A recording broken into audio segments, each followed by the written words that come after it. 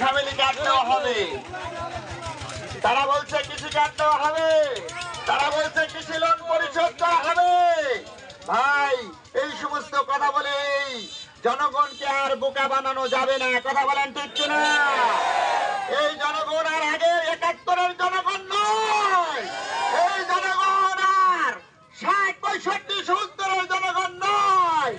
এই জনগণ যাদেরকে জেনজি বলা হয়, ১৭ থেকে ৩৩ বছর বয়সের, তারা নির্বাচনে ভোট দিতে পারে নাই। কথা বলেন ঠিক কিনা? ১৭ বছর ধরে তারা অপেক্ষায় আছে, নির্বাচনে তারা ভোট দেবে। আর সেই ভোট কোন দুর্নীতিবাদ, কোন চাঁদাবাজ, কোন লুটেরাজকে তারা ভোট দেবে না ইনশাআল্লাহ। আর হ্যাঁ, এবং ইনসাফের প্রতীক দাঁড়িপাল্লাকেই ভোট দেবে ইনশাআল্লাহ। বাংলাদেশে যে জোয়ার উঠেছে, দাঁড়িপাল্লার জোয়ার, জয়ের জোয়ার, ইনসাফের জোয়ার, বিজয় না হওয়া পর্যন্ত এই জোয়ার থামবে না। কথা বলেন ঠিক কিনা?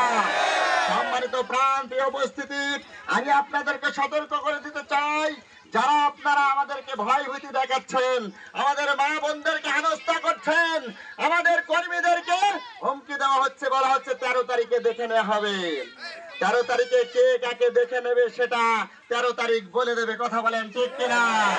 সেই ১৩ তারিখের অপেক্ষায় আমরা আছি। কথা বলেন ঠিক কিনা? জনগণ যখন ব্যালট বিপ্লব ঘটাবে, আমানত প্রয়োগ করবে, সেই আমানত বুঝে দেওয়ার ক্ষমতাও জনগণের আছে না? না।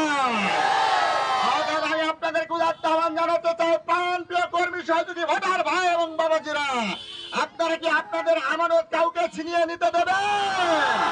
আপনাদের আমানত আপনাদের সামনে থেকে কেড়ে নেবে, তা কি আপনারা হতে দেবেন? না, আমরা তা হতে দেব না। আমরা আমাদের আমানত অবশ্যই বুঝে নিতে চাই। কথা বলেন ঠিক কিনা? সেই জন্য আজকে যেহেতু প্রচার প্রচারণা শেষ, আজকের এই মিছিলের মাধ্যমে আমরা বড় প্রচার প্রচারণা শেষ করতে চাচ্ছি। আপনারা যারা আজকের এই মিছিলে অংশগ্রহণ করে এই মিছিলকে সাফল্য মণ্ডিত করেছেন, আপনাদেরকে আমরা ধন্যবাদ জানাই। বাংলাদেশ জামাত ইসলামী সহ 11 দলের পক্ষ থেকে সবাইকে ধন্যবাদ। সম্মানিত প্রাণপ্রিয় উপস্থিতি, একটি কথা বলেই আমার আলোচনা শেষ করব। আপনারা আগামী 12ই ফেব্রুয়ারিতে সকাল সকাল ফজরের আজানের সঙ্গে সঙ্গে নামাজ পড়ে প্রস্তুতি গ্রহণ করবেন এবং আপনারা নির্বাচন কেন্দ্রে যাবেন। রাজি আছেন তো ইনশাআল্লাহ? আমরা